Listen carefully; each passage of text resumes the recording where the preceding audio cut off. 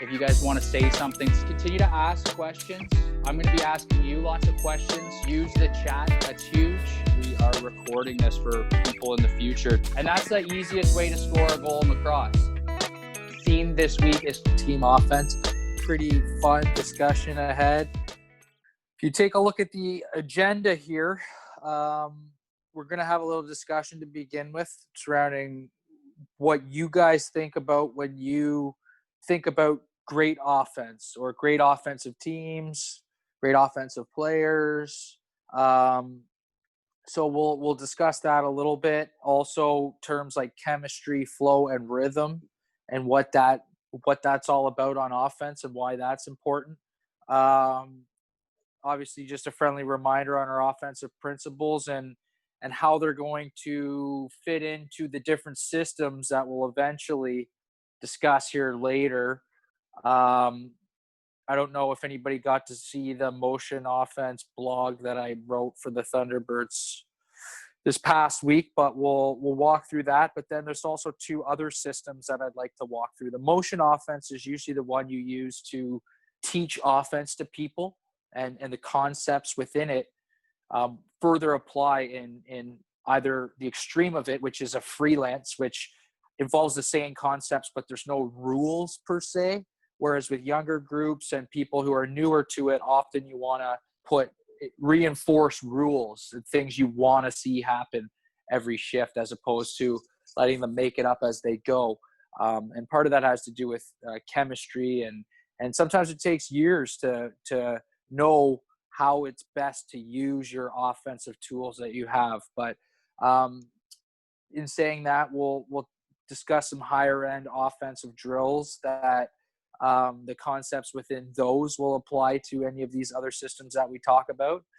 And then I have some of my questions there. If they kind of flow into things for us, I'll bring them up. But the very first thing I wanted to do was just talk about what makes a great offense. I mean, when I think about the best offenses of all time, I'm thinking, as far as I can remember in my lifetime, I'm thinking the Chicago Bulls, the Los Angeles Lakers, the Pittsburgh Penguins, Washington Capitals maybe.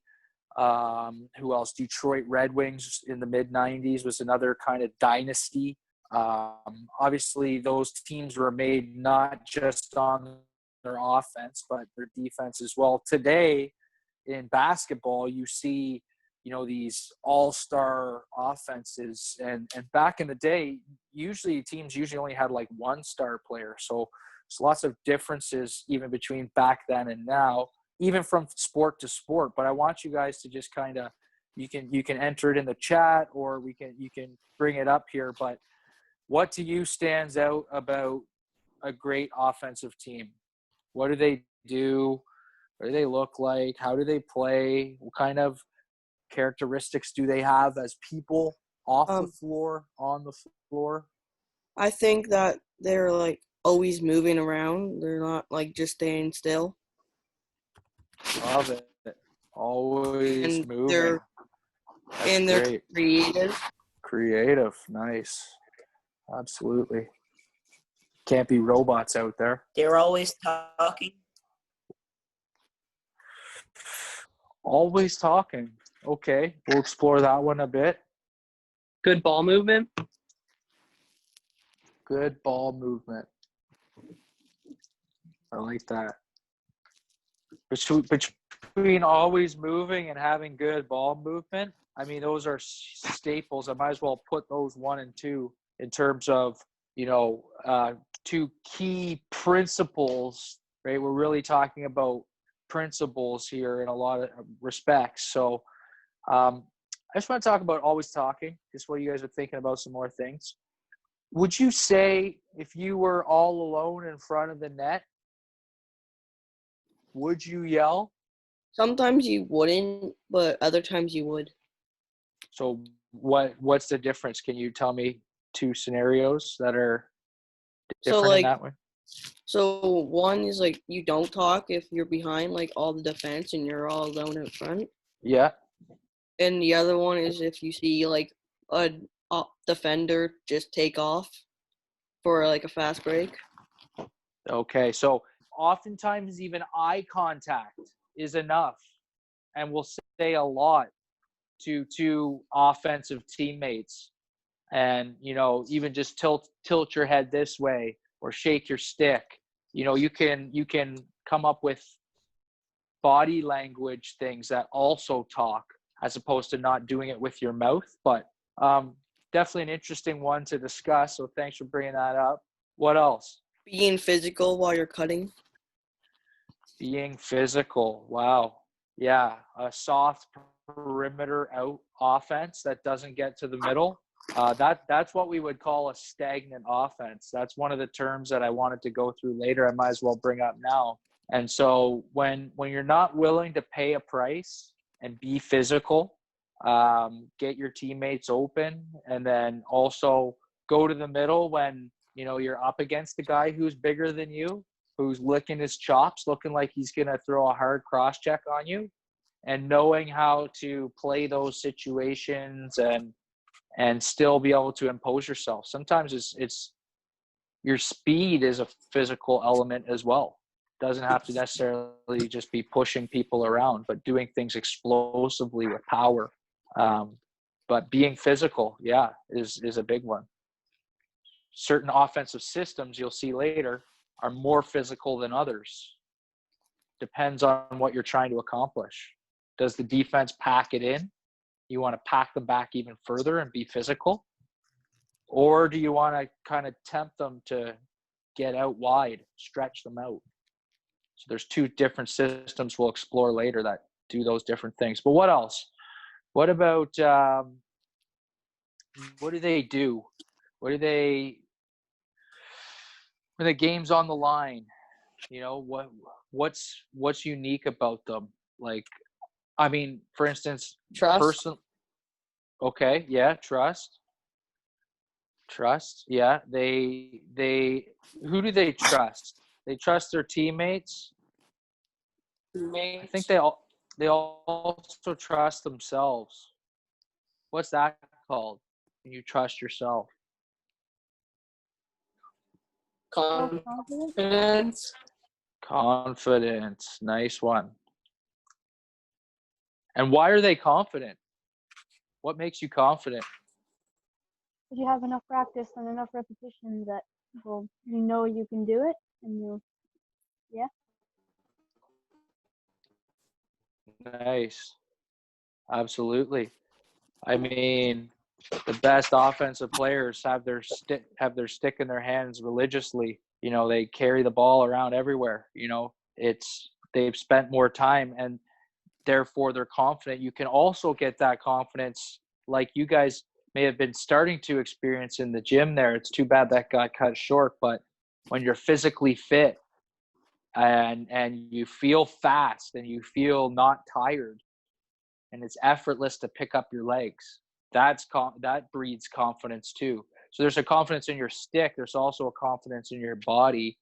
Some people aren't lucky enough to have both per se. And usually those people aren't playing offense, but sometimes. I know I don't want the ball in my stick with the game on the line at this point in my career, you know. So takes a certain person to want that pressure. You know, a certain level of competition to really go up there and concede to the fact that you're going to get beat up bad and really not be able to give it back unless you're playing two ways. You guys will be, but in junior, you got to be able to take a beating. So that's part of being physical, is also being able to take physical punishment. What about chemistry? Okay, like I say these words: chemistry, flow, rhythm. Those are words that you often hear when offense is having success. And I want to know kind of what you guys think those things are, and like how do you develop them? How do I foster chemistry on my team with my offense as a coach? And what is it? Okay, leadership.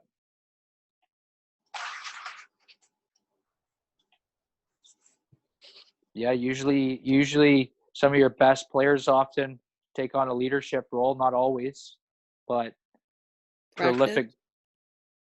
Yep, practice we mentioned above there, but we can say it again. Selflessness. Selflessness, nice. Absolutely, putting other people ahead of yourself, okay? Especially when it comes to sharing the ball. Somebody said something good in the chat. I didn't see what it was. Find players that enjoy playing together. Enjoy playing together. Let's talk about that for a second. Where does that start from? In the locker room. Yeah, that's an off the floor thing, right? I know I can say that when I grew up and I was out there practicing with my buddies, my good buddies all the time. Some of them were on my team. Some of them were actually played against me in junior, but we would go out and we would practice together.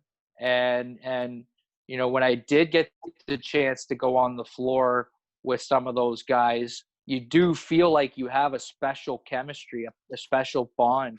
You take pride in hitting that player when they're open, but equally you have to take that pride in hitting all the players in the offense. But if everybody has that same togetherness both on and off the floor, it does help build chemistry. So enjoying playing together, you know, it starts in the locker room and being a good teammate and, you know, working for each other in some cases, playing your role. You know, not everybody can score all the goals as much as everybody wants to on offense. You know, the ball has to get shared around. There's so many shots to go around. We need people to set picks. We need people to get loose balls.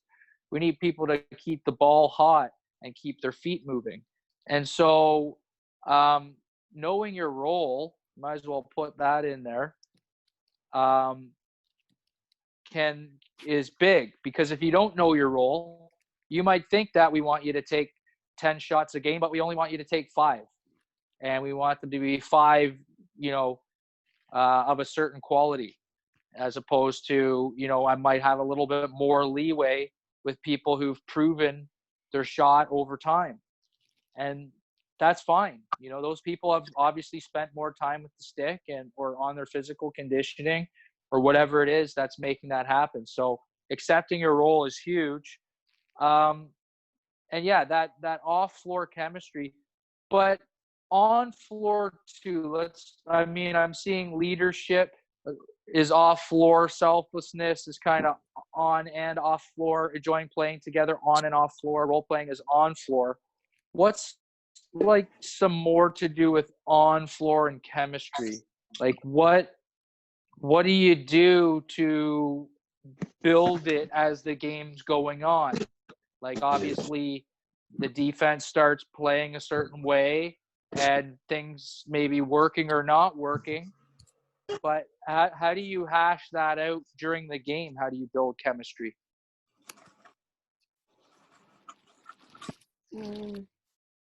Sorry, somebody put trust into the chat. I just added it. So I'm going to just move this one forward for us, and it's communication, right? Communication, and it's such a broad thing, but you're communicating before the game about tendencies of the goalies, tendencies of the defenders you're about to see.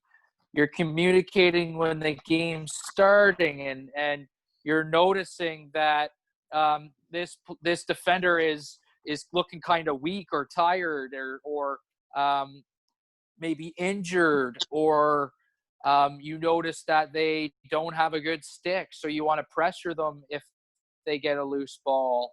All kinds of things, but also on the bench in between periods where, okay, we've done our first 5 shifts of offense. We've moved the ball around a lot. We haven't really generated much, but we did have a little bit of success here or there. And so we share our thoughts with each other, not only as coaches to players, but players to players. And at the highest level on the benches, that's what they're doing in between shifts, talking about what they see, talking about what's worked for them, where they're catching defenders in bad spots. And you find out what's working, you go back to it, and you keep going to it until the opponent stops it. That's a little bit about what makes it a great offense and chemistry and how to build it. My last couple of questions is, if you were a coach and you were trying to give me some simple principles for a basic offense, we're getting started at the start of the season. I want to know what you think are the most important principles. And so I'm going to take these two here, because those are definitely 1 and 2. But let's try to get like 5 or 7 principles here for what we think would create a good offense in the end as a team. What's principles of good offense? What would you want to see your team doing if you were a part of it to score goals? Everything, communication and passing. Okay, passing.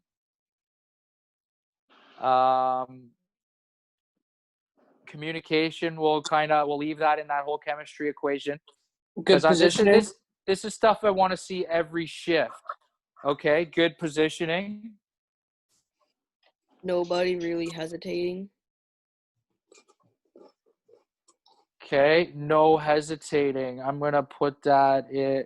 See, that one's a little bit tricky because sometimes slowing up is a good thing. And changing gears, we call that. Going fast to slow. So that one kind of goes both ways. Can we think of anything else? Where, in most of the drills that we've done in practice related to offense or shooting drills or things like that, where do we often pass the ball to or receive passes from? Low to high, high to low. Hard shots. We're going to put quality shots instead of hard shots, but low to high, high to low. So what do you mean? What's going low and what's going high on each end of that? Passes going low and the ball carrier carries it up high. Pass low, carry high. Or it could just be get it low. In the case of if they've locked it off, you may have to run it. So, okay, there's 6 kind of things. So let's just stop there. I mean, we could maybe get a 7 smart plays, I guess. So we'll call that, that's part of that passing, is like smart passes. What's a smart pass? Not through or through the other teammates. Don't pass through sticks. Like, okay, not through sticks. So yeah. Smart passes, high percentage. Remember, 40 or 60, 40, 40, 60. That's not through sticks. How about the distance of the pass? Is there too long, too short? What would you say is the ideal pass length in meters? Relatively short, but not too short or too long. That's well put. Relatively short, not too short or too long. Yeah, because too long is liable to get picked off, and too short is liable not to get caught because the person doesn't know what's coming. They think they're coming to set a pick for you, and you're passing them the ball when you're 5 feet away. That's a turnover waiting to happen. So, like, if I'm running towards you, in the case of, let's just say they locked off this low pass, for instance. So this guy got that pass. Well, if he was running towards me, then I know it's a pick. And in this case, it's a north-south pick, so I would go this way, and they would roll this way. So if I have the ball here and somebody's running towards me, the last thing I want to do is pass to this guy when he's right here, because he's thinking pick. And, yeah, maybe this guy's trailing him. And, yeah, he's kind of like oddly, weirdly open, but it doesn't get us any further along. And most 2-foot passes don't, even on a pick and roll. Like, there's got to be a little bit of separation, a little bit of gap there, right? So, and if I was running towards the corner here because I know I want to get it low, but my pass is locked off, that means that this guy should clear out. So that's just another concept of good offense where essentially I just go inside out and I fill the spot he just came from. Now we have the ball low. So once we have the ball low, and this we kind of missed from our team offense, that's usually, actually almost every offense I know of is sending an off-ball cutter through. And some kind of exchange, this guy would come high. Right? And after actually this guy passed over here, he would have then filled down here. So you can see this little off-ball cycle developing. So even in this case, if I ran it down low, as soon as it got there, that's when the off-ball guy cuts through. So I just wanted to just talk about clearing out and knowing when the ball carrier is running towards you. Usually you want to get out of their way unless you're running towards them already for setting a pick. So that's good. That's worth going over there. I just want to take a look at a couple terms here as well. So first and foremost, in talking team offense, at the top of the list is the give and go. So any offense, I don't care what it is, we're going to talk motion offense here soon, but the first look is always a give and go. It's you pass to somebody, you move. If you're open, they give it back to you. If not, they move. So no matter what, if somebody's wide open, you're going to give them the ball within a series of movements that are being requested in an offensive system. And that's what team offense is an offensive system. And so within that, when you get good, you know where people are, and you're able to start stringing passes together. And when you do that, you get the defense running around. And when you get the defense running around, that usually leads to high-quality scoring opportunities. So, and I mean, there is a time to go one-on-one within all of this too, but it's certainly not something you're looking to do early, the large majority of the time. You're looking to get the ball moving, get your feet moving, get the defense moving. And within that, if nothing becomes available, then maybe try to go one-on-one to the net late in the clock and maybe draw a penalty. But otherwise, ball movement is essential in forcing the defense and the goaltender to have to reposition and lose track of their responsibilities. We've talked about ball watching. It can happen to anyone. It happens to me. And that's my only job, is not to ball watch off ball. But you know what? When the ball gets moving hot, and you have to communicate and you get tired and it breaks down, guess what? You're running around, they're not, the ball's moving, and sooner or later it's in the back of your net.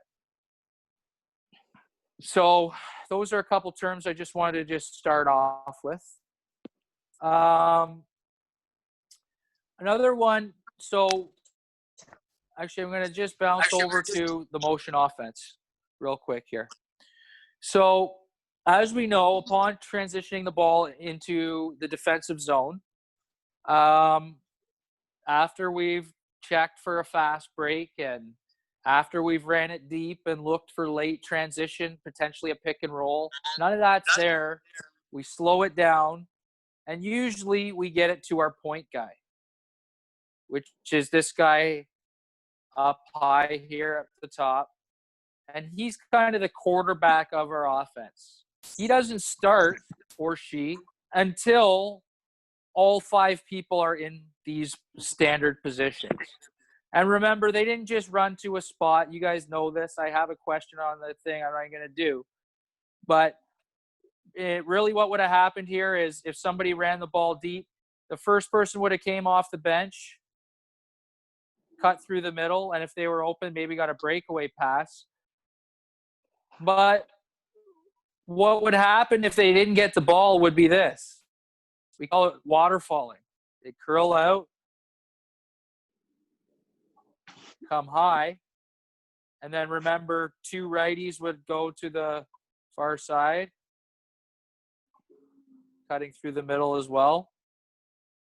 But this other lefty coming off the bench, 4th, right here, this allows him to cut through too as a late transition. And if he doesn't get it, he goes here.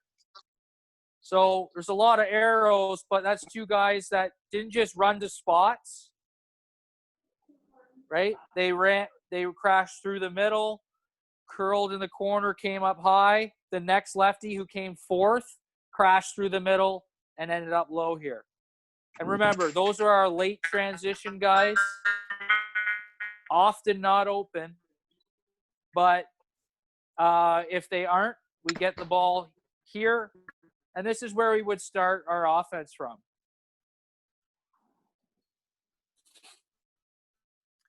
And from there, we have different goals and objectives for different age groups.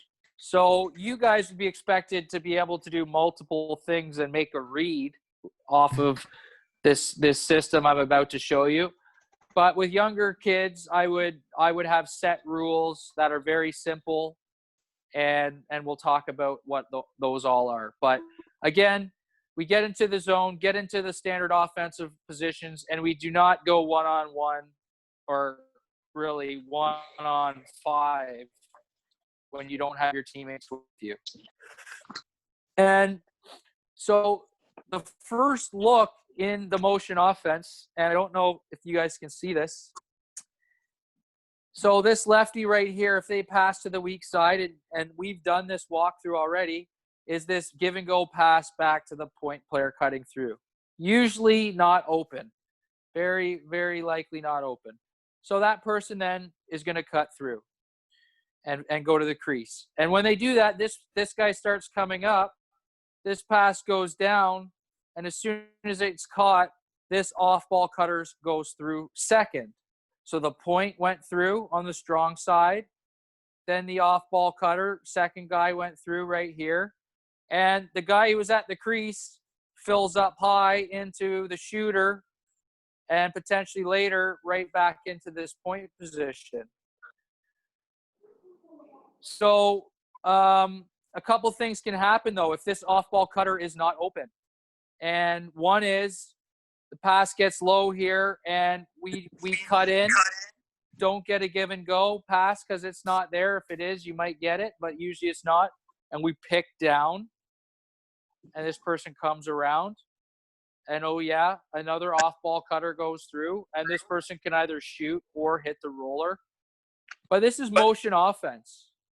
It's all about get it low, send an off-ball cutter, and then after that, there's an on-ball cutter from the same side. And they either get a give-and-go pass back, set a pick, or set a seal, which means to drive their check back, push them back, and this person could come over top and bomb a screenshot over. So those are the 3 options on ball. And with young kids, likely every time it gets low, I'm going to have a down pick with this person coming over top. And if it's probably, it's going to open up a wide open shot for them, most likely. But if not, they carry it high and either go one-on-one or pass it to the other side who goes one-on-one. And that's the whole offense. None of this works, of course, if you can't execute the basic fundamentals and pass the ball around the outside with confidence. And so, yeah, there's those are the different looks. I just walked through them, and then you might remember that we did these drills where we drilled it. So we drilled the point player passing to the shooter and then receiving a give and go pass back in the middle. Okay, both to the weak side and the strong side. And this is actually helpful in the next two drills for the off-ball cutter drill and the on-ball cutter drill. And it also is useful for working on this pop out and also a disguised pass back. If I just catch this pass and stare at this guy the whole time and pass it back to him, the middle defender is going to blow him up. He's never going to have a chance. But if this guy passes to me, I act like I'm going to shoot, look down low to the crease, and then throw like a behind-the-back pass to this guy in the middle, maybe it will work. That's really high-level stuff right there. But usually when all five defenders are facing the offense, nothing works, which is why we want to get it low ultimately. So the next drill that we teach is this off-ball cutter. Pass it low. As soon as they catch it, this guy takes off, cuts through the middle. And we got to learn how to catch this pass with people all over us, potentially. Busting through my check, either underneath them or over top of them. And catching maybe while getting slashed, while having somebody kind of fish hooking me, whatever. But this is the second look in the motion offense. And so we drill it. And the third look is this on-ball cut. So if that guy wasn't open, pass low, I cut through, receive it back if I'm wide open. If not, I would V-cut in, set a pick right here, and they would come around it. Again, with a new off-ball cutter coming through, with the guy who had cut previously now filling high. So everybody's cycling, high to low, low to high. And so eventually that becomes a read. And, I mean, you can practice this down pick, right? Where I pass down, cut in, pick. They come over top, and I either hit the roller or shoot and work on those two options. But sometimes if I've got Graham Hossack on me right here and I try to get into the middle for my V cut and I only make it to here, and this guy kind of sees what's happening, I can just push my arms out in front of me like this, and even if I don't push him back, I just set up we call it a post, and this guy can run and cut right off my butt and take a shot over top. So this is the seal, and this is the third option on ball. So again, the ball could go low, and this guy can read all three of those scenarios. Am I going to be able to give him a give and go? Should I wait for the pick to come? Or is it a seal where I should carry high and shoot off of it? And through experience, you know what's the best play based on who you're up against, the time in the game, maybe what the coach said on the bench. Maybe I said, hey, guys, I want to see the seal this time. The down pick isn't working against this team. So guess what? We have a different option to go to. The off-ball cutter's always going to be there, though. And eventually what you work to is this. I call it the Six Nations Shuffle, but really you get both sides going together and doing a different combination of either here is a down pick, here is just a cycle through, which is they pass low, they cut through, they don't get the give and go pass, and they just fill low, and this person fills high, which could always happen. But this could just as easily be a down pick too. This could easily be a seal, and this be a cycle, off ball. So what you do as a coach is you call each side to do something different each time. And if I'm good and I can explain it to you guys and you guys can grasp it, then when we get into the game and I ask you to do this on the bench, I just say, okay, we're going to work it down the weak side, and then we're going to bring it back and pass it over to the strong side. And when we do, the weak side's going to set a down pick. So let's watch for that pass. And we do. And guess what? It might not even be open. And from there, we start to freelance. And that's what you see in the NLL a large majority of the time, is all of these principles are at play, but they just do them situationally, and they read each other's body language constantly. And sometimes they'll send out a set play. And guess what? If that set play doesn't work, then you just start to swing the ball, keep it hot, and see what else develops. But here's a common set play. And it happens in the second period when the offense has the short change. What you want to do is get the ball to the far side. Sometimes even getting it low helps this play even more. But your fourth and fifth guys off the bench, if they're both lefties, you can send your biggest guy here for, fourth, setting a seal with a pass coming to the fifth guy, your best shooter, bombing it behind this screen coming off the bench with this backside crease coming up, maybe even hitting that as an option. But you know what? None of those might present themselves. And guess what you would do there? You would then just, everybody would read it. This guy would pop out. This ball would come low. This player would cut through the middle. This person would come high. And we would be back into our 5 standard positions and get rocking and rolling with our offense. All right. So that is where it all starts from. This is how offense should be taught to kids, young kids. And you can see some of those drills there and stuff. And there's more advanced drills later. But at the end of the day, there are other styles of offense as well. And I want to talk a little bit about those. I should say, I didn't mention it, that the on-ball cutter in the last drill has to wait a half second for the off-ball cutter to cut through before they make their move to the middle. And that's for timing, because we don't want 2 people in the middle in that last sequence.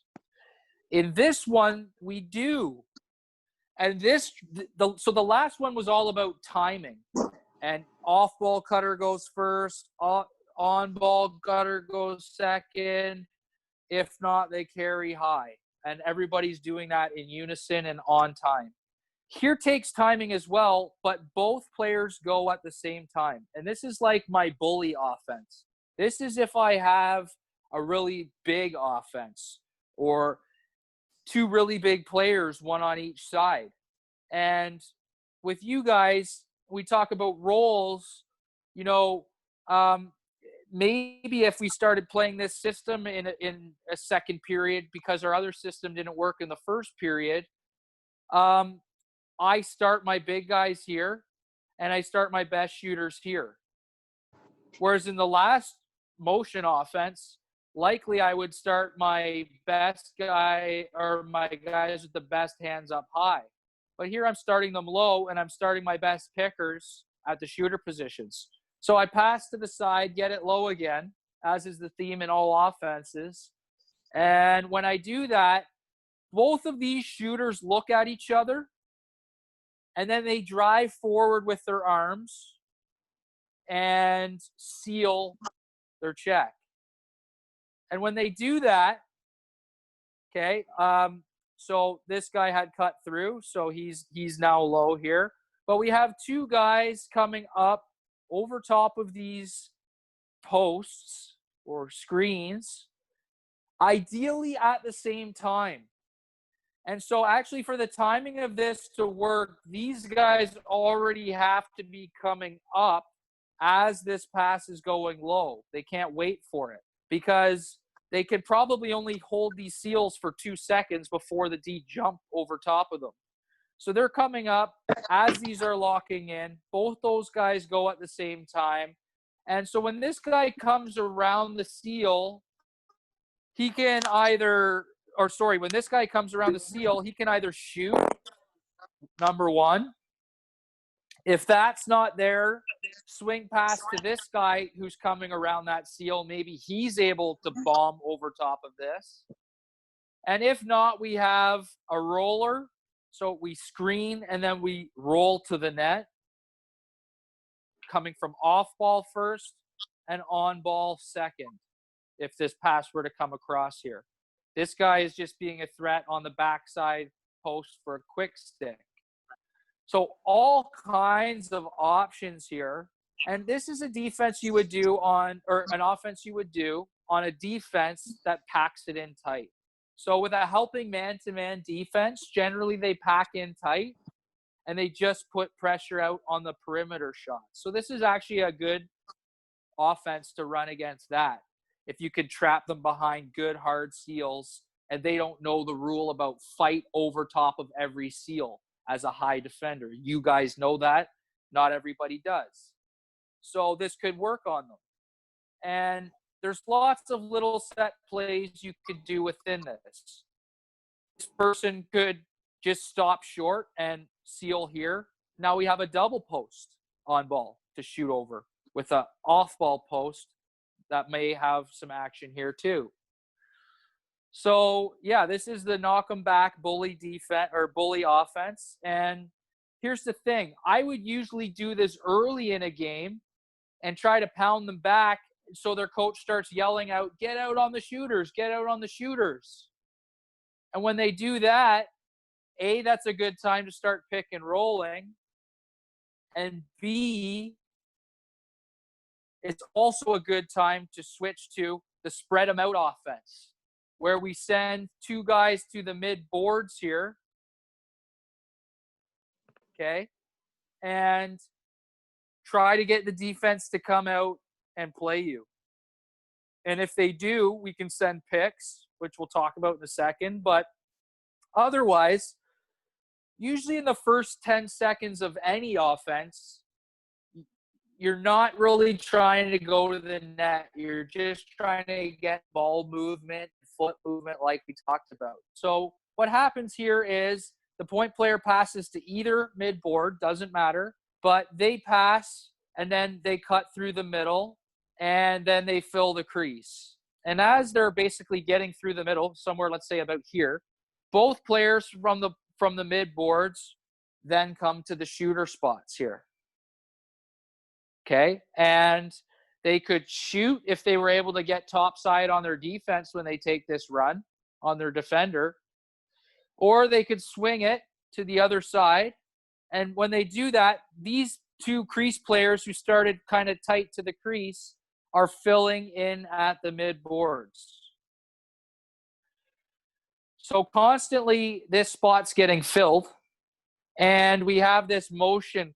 You can see how we're horizontally spread through both mid boards and the point here. And so in doing that, when they swing this, maybe this shot's open. Maybe this person's able to face dodge, catch this pass and face dodge and go underneath, which is a drill that we talked about in advanced offense a few weeks ago. Or maybe they don't see anything here and they just kick it over to their own mid board and then get through. This person gets through. And the thing here that's unique is on the two-man side, these guys have to stay much tighter in order to be able to cycle and fill through this mid boards. Whereas these three can spread a little more. This person could even probably go around the net and be okay to eventually fill here a lot later on. But later, okay, you can see that the ball gets swung back and around to the other side. We don't have to always run to the shooter.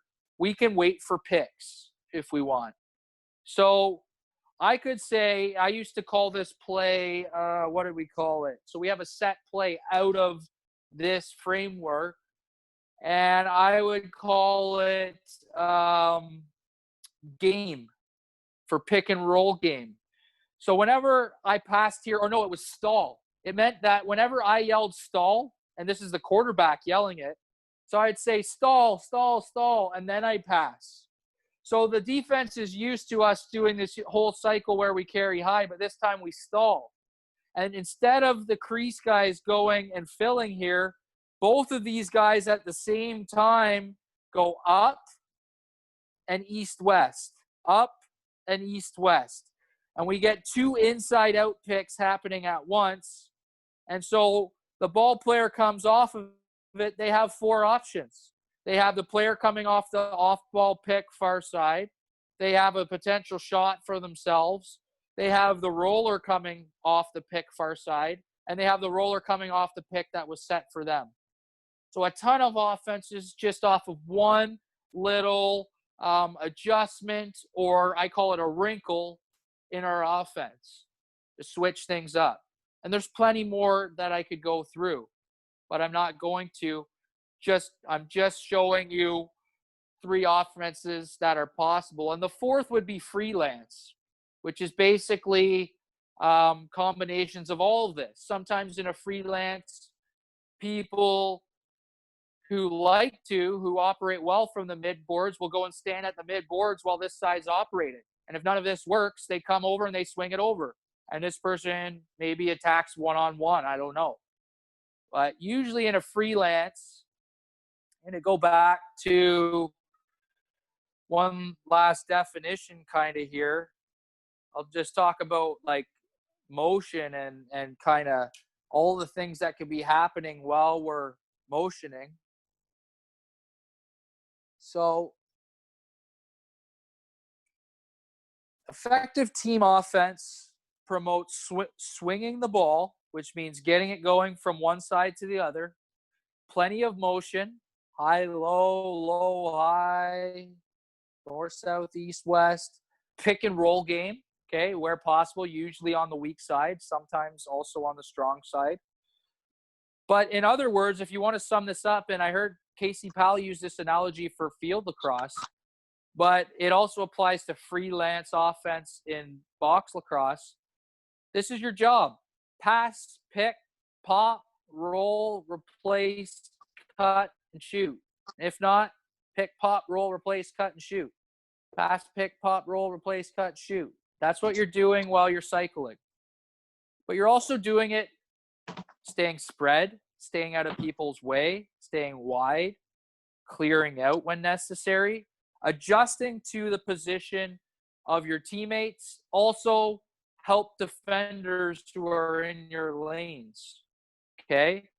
And you want to keep your check engaged, and you do that through hard work. We mentioned that earlier. And when we talk about freelance offense, it means we should always be cycling, always be moving. You guys touched on that. But as this is all commencing, offensive players need to be watching their teammates and being careful to properly time the cycle. We don't need 2 people in the middle at once. We don't need 5 guys on the outside. We don't need somebody standing on top of the crease for 10 seconds and saying, pass me the ball. Everybody's got to kind of be getting in and out, adapting and reacting to the different situations that are presented by ball movement and moving our feet. And if you do that, ultimately, we know we're trying to get to the prime scoring area and be a threat. And essentially, you're going to cause defensive breakdowns. And when you get the defense running around, make an extra pass or 2, you're going to get great shot selection right in the middle, and you start switching up your release points and things, and you're going to have goalies all pretzeled up in the net. And, that's the ultimate goal with good offense. I mean, there's nothing better than an empty netter at the end of the day from 3 or 4 great passes that get the goalies running around and all over the place.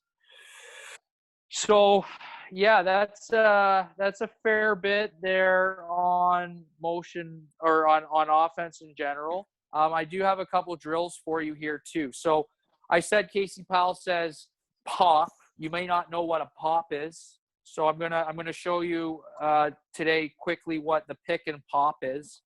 The opposite of a roll. Also, I just wanted to bring things back here to quickly just show you. So here's our midboard offense, right, in drill form. I swing it to the far side midboards. I get inside out instead of pick. This is another option in that midboard cycle from previously. And I can either hit the guy coming over top or I can hit the roller underneath. That's high level stuff, right? Off ball picking and rolling to the right lanes and stuff. Well, here's the next level. Okay. Send it to the far side, set my pick, come over top. I get the pass. Then somebody charges out at me. Then I dump it. And then this it's almost like a pick and roll on ball, but it's as soon as the guy runs to me, I dump off ball. So you can see like that's some higher level stuff, a couple quick in tight passes that if they happen will result in high quality things. We talked about the Six Nations shuffle and mixing that up and how that becomes important. So I'm not going to go to that, but eventually you have to learn how to work with 3 players on your side, not just 2. A lot of these drills are showing 2 and 2, which makes it easy. But the third player, as I said, sometimes they go around the net. Sometimes they'll post up in the middle, which we talked about last time. But here's the pick and pop. And this is utilizing a soft spot in most defenses. So if I get inside out for a pick, yes, I can roll to the net off of that. And the person I picked for could maybe send me a dump pass. But also I can set this pick and I can pop up into this spot here between the shooter and the point position. If you recall, there's also a soft spot between the crease and the shooter position, halfway in the middle here. That's why this mid boards is such a popular area, because when you get in between there, the high defender doesn't know if they have you or if it's the low defender. So if they're not communicating, you can get open for a shot in this soft spot. Well, if the other team is doing a helping man-to-man defense and switching really well, you know, they're going to anticipate this roll sometimes. So not often, but a little wrinkle you could throw is to pop up into open space instead of roll to the net. And in this drill, when you do that, you catch a pass for a shot that's off ball. That's a skip pass versus you may also get this on ball with an adjacent pass. But on ball, you can also practice this on ball as well. And so this person does kind of an up pick. Maybe they don't get to the middle, so it's north-south. So this person carries to the outside lane. This person, again, pops up into this soft spot. Question? No? So, yeah, so this is called a pick and pop. And so good teams will do this. They'll do this often against the pressure defense. Okay, here's another example happening over here where the person rolls this way, hits the pop up here. But this is all kind of part and parcel with that concept of re-picking, which at the end of the day, if you're constantly moving your feet and moving the ball, that's what you're doing, is you're picking over and over and over, both on ball and off. So you can re-pick off ball, but you can also re-pick on ball. So I've showed you this drill before, but I pass here, I get inside out, I set this pick, they carry over top. If it's not there and I roll and it's not there on the roll, then I can actually come back up, set another pick. And here it shows them rolling, but maybe here on this one I pop into here, into this open space to screw them up and then get this pass back up here. So that's where a pick and pop might also show itself. Usually it's on an up pick, right? You come from low to high, you pick, and instead of rolling to the net, maybe you see a defender there. So you know if you roll, you're going to get killed. So why would you roll into the help? pop up into the soft spot, and you'll maybe be able to get this outside shot here. So I don't know if anybody has any questions. That's a lot of heavy stuff. You can see kind of what we went over here today. But Brendan Hunt's asking, do you ever overload? Actually, I had overload written as a definition here, Brendan, for something to talk about. So good question. And yes, usually you would overload against a zone defense is a good play. Sometimes you'll do it in a freelance. Okay. Just as an example, in a freelance, if this guy seals his check low right here, and let's say this person kind of runs down like this and across right here, and the pass went like this, okay? There's a chance that this person this space is currently overloaded, and this person might be able to get that pass because there's two people in that space. Definitely that would work on a zone. It might even work on a man-to-man defense. Here's another example. This player here can actually also set like we call it an up seal. But if the pass comes over here and that person sets that seal, I can come here and then get underneath this. And this is all because of an overload, because that person's check is trying to stay with them, right? Or sorry, this person's check, they're trying to, and now they get sealed behind this, boom. And so this person has sealed that guy, but they've also sealed their own check. And now this person's able to just walk right underneath.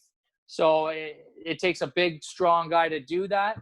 But essentially, we've overloaded the crease here. You could go like this.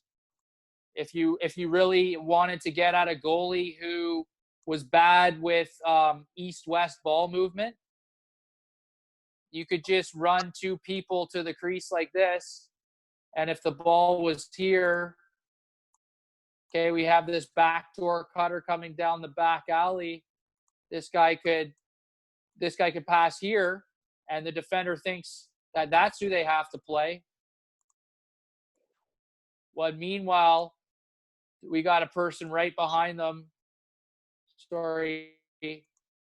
naked on the doorstep, and this guy's all focused on this guy. Meanwhile, we've got a backdoor quick stick potential option. So that's also higher level stuff. So thanks for that, Brendan. Does anybody have any other quick questions here on anything to do with team offense? Next week, we'll be getting into special teams. Later, the week after that is special situations. And lastly will be leadership.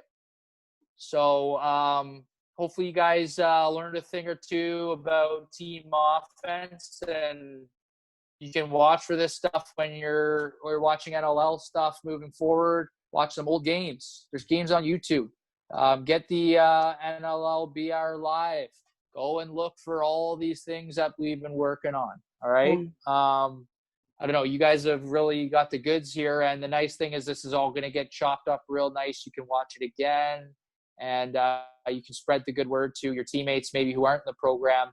And so we can all get ourselves on the same page, because this is going to be a huge advantage for us. The sooner you guys know this, then imagine I had to teach all this with a 5-minute walkthrough on the floor. And then we start doing drills, and you don't have time to sleep on it, digest it, and really see it in action with models in the pro game. So get out there, study. We got lots of great work weather this week. So go put some work in on the wall and everywhere else. And hopefully we're back in the rinks here sooner than later. All right. Thank you, Chet. Thanks, chat. Thanks, Chet. Yeah, thanks for tuning in, guys.